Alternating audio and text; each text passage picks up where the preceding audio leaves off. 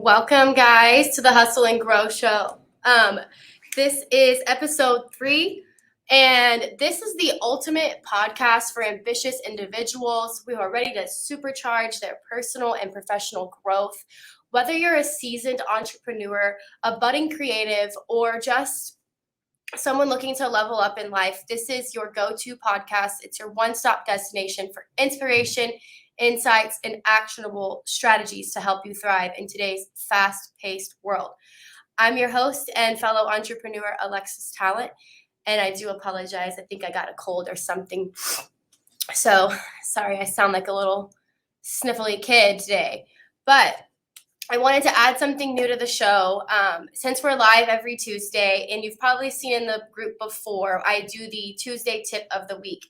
So the tip I have for you today is never stop learning. No matter how much success you've had or how much of an expert you've become in your field, you can always learn more. For example, read a book, listen to a podcast on your drive in, watch a video. I mean, everyone has a phone. You have access to a phone. You have access to a device with infinite knowledge at the tip of your fingers. So today's guest is JJ. He is a seasoned business owner, and he will be sharing his knowledge in dog training, specializing in the transformation of pets into well-trained canine companions. So, and additionally, he will also share a little bit about his challenges that he's encountered as a business owner and juggling the act of maintaining a work balance, including his family responsibilities. So I'm going to bring him in, JJ, to start us off this morning. Kind of give us like a 30,000 foot overview of yourself and share your Tuesday tip with us. Ooh, okay. So first off, thank you so much for this platform, and thank you for just putting it out there like this. I've seen the list of people that you got coming in, and it's pretty exciting. So I'm excited for everything you got going. Thank you, and I'm happy you're here. So our 30,000 foot overview is definitely, we have right now multiple locations as far as dog training goes. We have one in Lubbock, one in Amarillo, one here. We're getting ready to, here in DFW, we're getting ready to open a second location here in DFW. And we're a family owned, veteran owned, faith-based company, organically grown. We've never taken a loan, never done anything that could have possibly put us into the hole. So everything we've done, we've been able to stay above par with. And that is my number one goal in everything I do in business. And my tip for Tuesday is that we do not need to take loans to make business work. Love that. So whenever, just to kind of captivate on that briefly, because I've had, ever since I started out in this business realm, about 3 months ago, I've had tons of people reaching out for, financing loans for business. What is your strategies on creating a business without loans? Okay, so falling back into my backstory a little bit more, in 2011, I sold my Harley, and that was heartbreaking, but I was like, I have bigger goals. I have things I want to do. So I sold my Harley, and I took $8,000 of that, and I used it for the very scratch base of what I needed to start the business that I wanted to be in. And that bought me a couple of kennels, some dog food, a couple of crates, and some of the training equipment that I needed. And I started working out of whatever places I could find. And we continued to grow that way. I took the money that I earned from this training and I paid the bills, and I didn't pay myself for a little bit. This is true. But I was able to, within the first year, I was able to start taking money out for myself. But I didn't have a need at the time. I had things in place ahead of time as I came in to be an entrepreneur, to start growing. I had a mindset that, hey, ahead of time, I need to have stuff prepared. My wife, luckily, had a full-time job that paid a lot of our bills, which really helped. And I know, like for you, right, single mom, making things work that way, you don't have that at your disposal. So you need to prepare ahead of time and say, these are my goals. When can I be at this point where I could potentially step into this realm? Or do I need to 2-job it right now? Right. I kind of was going over, the form that you filled out for the interview, and something that stuck in my head that I really liked that you said was taking 8K and turning it to 8 million. I love that tagline. That's awesome. And literally what you just said, you sold the Harley for 8K. So that's the 8K you're talking about, right? Literally, that's where it came from. So, and that's where I have a coaching business. Everybody's a coach now, so why not me? I have 12 years of experience in the entrepreneurial world, and we have gone from a simple $8,000 to we're doing multiple millions per year now as a business. I'm not doing multiple millions, my personal bank account, but the business definitely is, and we are blessed. We are definitely well taken care of and provided for. That's awesome. I love that. You'll get there though. Oh, I already know. You're already on your way. So we're close. I know you have multiple businesses, but I guess today we're kind of focusing on the canine, right? Mhm. Proven Canine. Okay, perfect. So what inspired you to start the dog training and, canine police dog transformation? So I was in the Army for 10 years. I was in law enforcement for 5 years following that. And I found out very quickly that I was not cut out to work for other people anymore. When I came back into the real world, not living in that green world of the Army anymore. And then I tried putting on the blue uniform, and I did well at that. Just the times are changing, so I kind of was not fit for that. And I said I wanted to get into business. I wanted to do something that I could be the boss myself. I wanted to set the pace. I wanted to be a leader. I very much enjoy leadership. So that's kind of where Proven Canine training came into fruition. I wanted to give back. I was already in the law enforcement field, so I started just training police and military working dogs. I was not doing pet dogs at the time, but financially, eventually, pet dogs just had to be a thing for me. Okay, awesome. So I don't know how much you want to share in detail of your personal life and struggles, but I know as a parent, especially a single mom, it's really, really hard for me to balance my work life and my personal life. So if you would like to tell some of your challenges you faced and kind of how you're working on, tackling those obstacles. Sure. So I have a very beautiful wife and 6 children. And again, multiple businesses because I don't know when to stop. When does any entrepreneur know when to stop? I don't think we ever sleep, honestly. Ever. I had somebody that was like, hey, I'm looking to retire. And I said, hey, I don't know what retirement even potentially looks like. It didn't make any sense to me, the word retirement. So there is struggles definitely with children like you and you're doing it, by yourself, and all the power to you on that. You're not stopping. You're not letting it crumble you, which a lot of people do. Hey, I'm in this alone. I don't know how to handle this, whatever. You're out there pushing yourself. You're making it happen. So a lot of honor to you for that. On my side of the world, I do have help, and it's very big for us that we guide our children in the path that we believe is right. And we have to be able to do that and manage multiple businesses at the same time, multiple employees at the same time. So for us, having a good work-home ratio balance has to be there. When 6 p.m. hits, I want that to be where we stop. That's when all these, if you could see them, there's multiple cell phones here. Oh my goodness. When at 6 p.m., all those things got to go off because now my children need me. Now my wife needs me, right? Now my own personal dogs need me. Yeah. So that's one of the biggest things is having that balance. The other thing is understanding that there's sometimes that family is going to get backburnered for a little bit, but you have to be making up for that. In the times where the family isn't backburnered, you pay into that bank account so much that you're depositing and depositing and depositing, so that when you need to make a little withdrawal and say, hey guys, I can't be there for you right now, then it's not putting you in the negative balance in your bank account, your emotional bank account with your family. That makes sense. I mean, so my son is 4 and my daughter is 2, and I feel like I feel like they know anytime I get on the phone, they're like, this is our opportunity to really just wreck everything. Oh, they're like they're like all of a sudden they were just fine, playing, or they were outside, digging in the dirt. And as soon as I get on the phone, they're like, I need a snack. I'm like, mhm. what? Mom, What? mom, mom, mom, mom. Literally. Literally.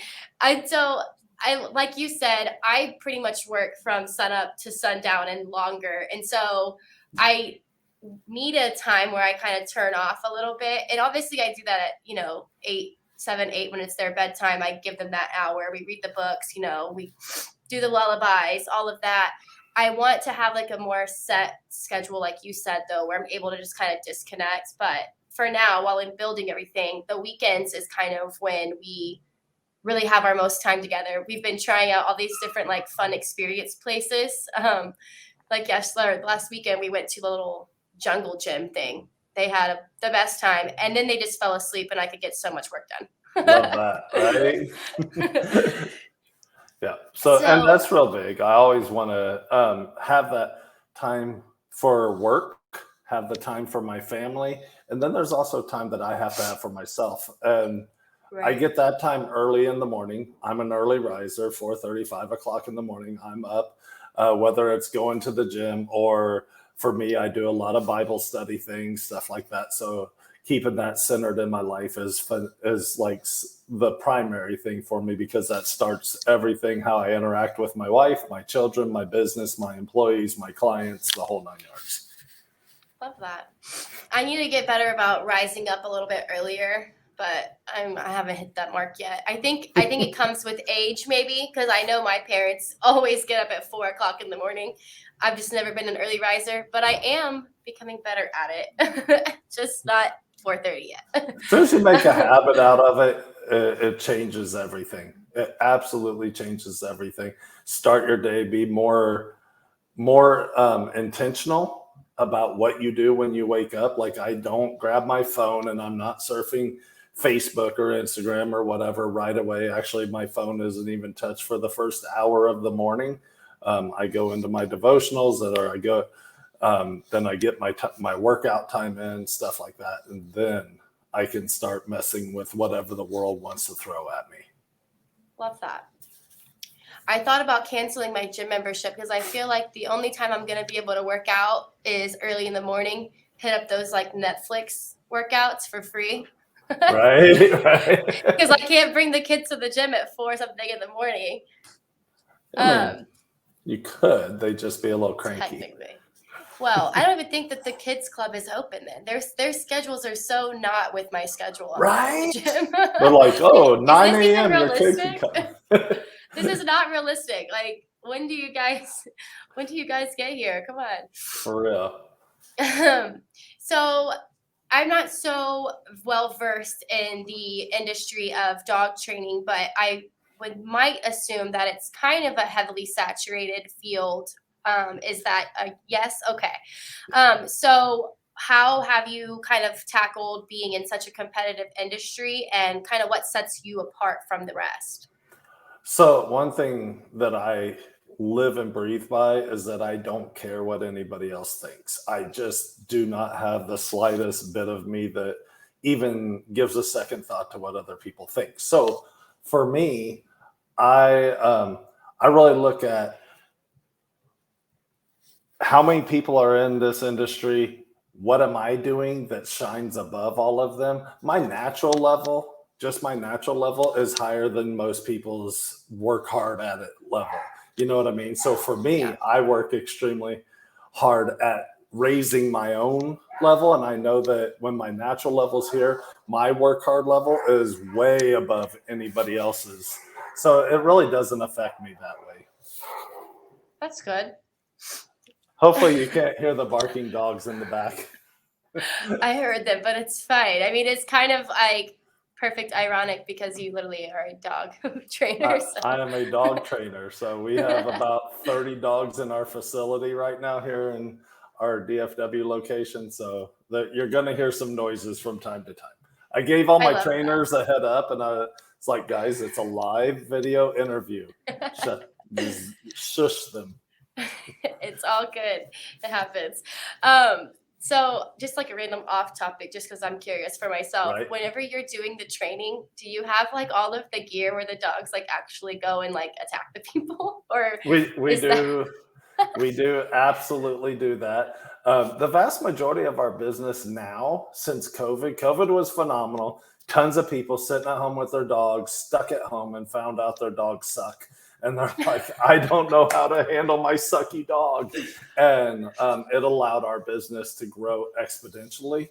2 out of the last 3 locations were open during COVID. So, yeah, it was just super great for us. Yeah. I love watching those videos or like those TikToks when the dogs are like, it's like the dramatic music and they're like jumping out of the car and they go to bite somebody. I don't know why I love those, but they're very entertaining. Well, we can get you in a bite suit anytime you'd like. I would actually really want to do that. That would be so crazy. Hit That me would up literally after take this. that would take a tick on my bucket list. I Getting got attacked you. by a dog, I got like you. responsibly. We'll do it live on the Hustle and Grow or one of your other 42 shows that you got going. That would be so funny. So, and on the COVID topic, I feel like I've heard several business owners that said that they kind of boosted their success during the COVID realm of things. So that's awesome to hear that that was another like win for your company, because some people have not, unfortunately. So it's nice to always hear somewhat of the positive that came out of that dark, dark time. I think service-based industry in a whole, we were all able to capitalize for the most part, outside of like housekeeping and stuff like that. But the smart housekeepers were like, we have complete COVID sanitization for your home or whatever, You have to find the need, right? Every entrepreneur knows we have to find the need and then we have to fill that need. And that's when we capitalize. That makes sense. So with you having, multiple businesses and having, several team members, how would you say you best keep everything organized all together, to make sure that you're not, missing on this business, not doing enough for this business? I mean, how do you keep it all consolidated? Hire the proper people for the proper job. What right off the top, everybody, I can't afford to hire somebody. You can't afford not to. Employees, excuse me, employees, while they may be a headache. So sorry. I mean, I sound like I'm dying, so it's fine. Right. Employees, they may be a headache, but they will always make you money when you have the right people. Be willing to hire the right people as quick as you can and get rid of the wrong people as quick as you can too. Love that. So, kind of on that same topic, I mean, I guess, how do you find, motivation and determination to continue your work, even when, you might feel overwhelmed or stressed? How do you maintain that level of focus and motivation? Oh man, that's a great question. I think it's tough. It's a tough one for me to answer because for me, I'm born this way. I thrive in chaos. I thrive in helping line things out and making things happen and guiding people and leadership and all those things. That's my realm. It has been my entire life.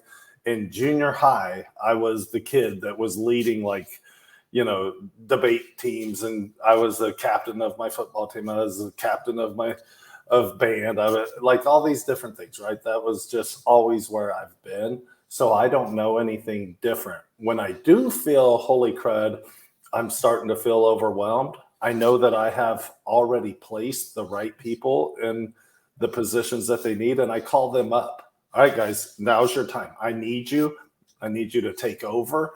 I need to be able to step back for a second, regroup, and they step in and they handle it. And my team's ride or die for our cause. I want to say for me, but for our cause, whatever business it is, they're always that way because I am constantly depositing into their bank account, into their emotional bank account, right? And they're like, oh, JJ goes the distance. We go the distance for him. I love that. I think that's super important, especially when being, in charge, running a business. You want to believe that your team members feel a certain kind of loyalty and respect towards you. And if you're not giving that same respect back to people, you're probably never going to get that. 100%. So that's good that you have that and keep doing what you're doing. I mean, just by the couple on and off conversations we've had, I've got a great judge of character for you. I think you're amazing. And also, I meant to mention it earlier, but thank you for your service and all that you've done as well. Thank you. I appreciate you. So can you kind of share your advice or insights? Because a lot of the members in our group currently are kind of more on their startup journey, where they're just getting started, like myself, and I always want to hear advice as well. So any advice for people who are just kind of starting out and maybe they're hitting like challenge or obstacle after obstacle and they might be getting defeated, but what advice would you have for them to maintain and stay strong, see it through?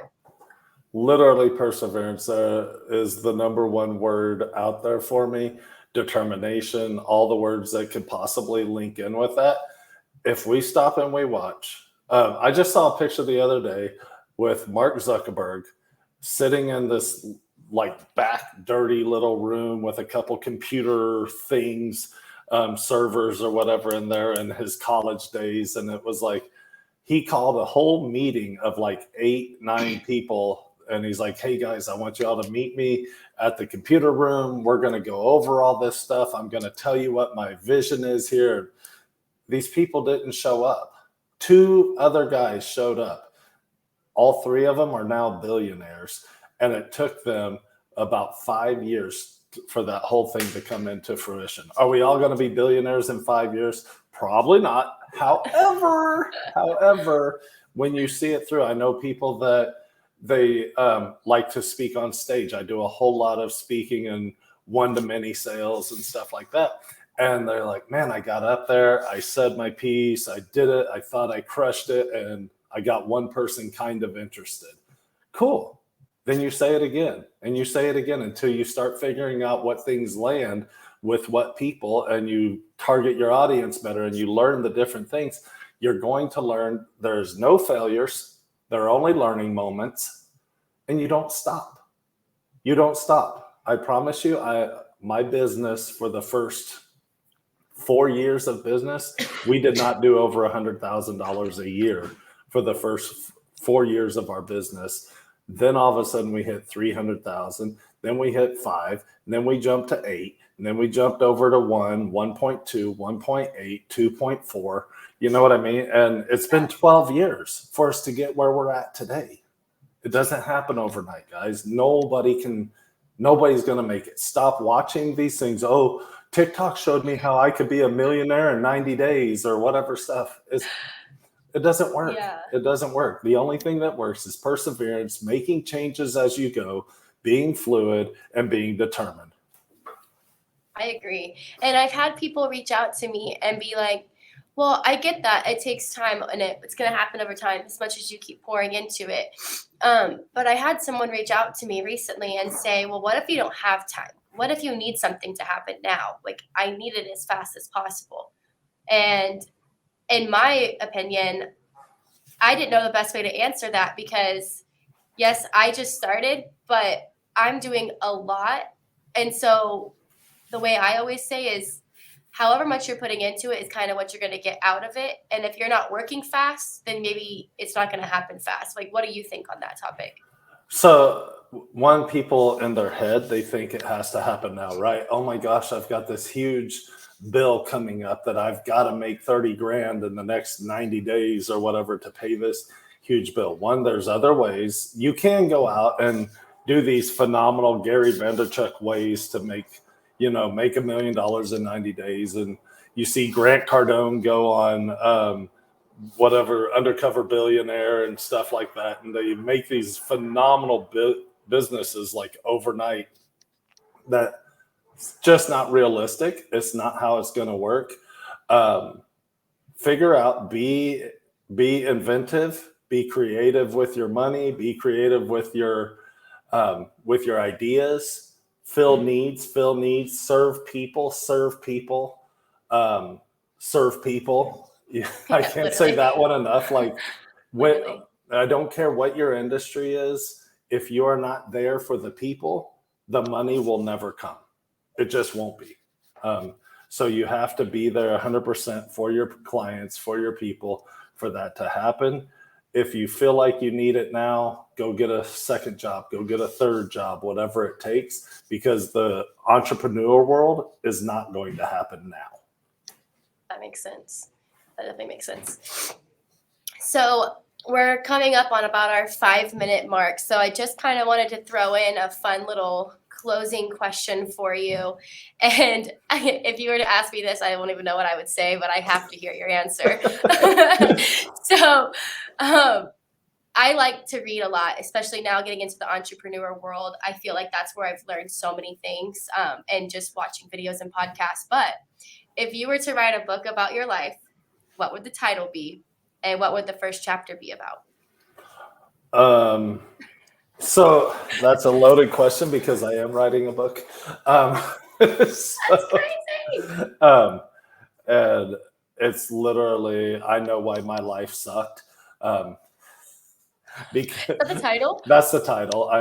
That's where it's at right now. I know why my life sucked. I love that this happened. It's a ton ironic. It's a ton about one, where my life was, how it started, the generational things that fell into place for my life to suck, the things I did that kept my life sucking, and this glorious moment that I had when God changed everything for me and my life no longer had to suck. And I found out that I can make changes and I can provide for my kids at a higher level. I can have a decent relationship with my wife, a growing relationship with my wife. I can treat people better. I don't have to be as judgmental. There are so many things. Like old me, 20 years ago me, military me, law enforcement me, I was not the nicest person all the time. It's just, it was the life I lived, living in Iraq and Afghanistan and places like that, do things to you. And I just wasn't that person. So now I understand I can take care of people. I can help people. I can serve. And that's changed my entire world. I love that. I saw a post today that said, I can't quote it. I know it's a Bible verse and I can't think of it right off the top of my head, but it's something about be good, be, something else. I can't remember. But it had this list, like entrepreneur, CEO, blah, blah, blah. But then at the bottom it said servant. And I think it's Matthew something. Can't quote me. There's a lot of things about being a servant in Matthew, yes. for sure. Yes. So I think a lot of people, when they do become into the entrepreneurial world, they do want to serve people, and that is their ultimate goal. But if you're not putting two things together and kind of, giving your business or your thoughts with God's plan, then are you actually serving correctly, right? 100%. Absolutely. So, you're on point. Check you out. Even though I couldn't quote it, sorry. But we got the point across. So. Yes, sir. So just final wrap-ups here. Where can our viewers find you online? Oh, goodness. Okay. So I know it says Proven Canine Training, but our original business name was Proven Dog Training. I did not want to lose the SEO work I had done in my website. So you can find us, our website, provendogtraining.com. That's it. Check her out. She's got things preloaded. You can find us on all of the interwebs, Facebook, Proven Canine Training DFW, Proven Canine Training Amarillo, Proven Canine Training Lubbock. I'm based out of the DFW area, so that's where you can find us. Instagram, Proven Canine Training, YouTube, Proven Canine Training, Proven Canine Training. Just Google it. I pay Google a ton of money to be able to find us easily. Love it. Love that. So just one last closing here, guys. Thank you so much for tuning in. JJ, it's been a pleasure getting to interview you today. Thank you for everything that you do, for your servant leadership. Thank you for your service to our country. This is a veteran-owned company. Please show your support. Give their page a follow, a like. Check out their website. You might not know you need his services until you go and check them out. So make sure you give them a look. And yeah, thanks for joining us today. Thank you so much. Again, thank you for this platform. Thank you for what you're offering everybody. And thank you for being what is one of the outward most hardworking single moms I've seen in a long time.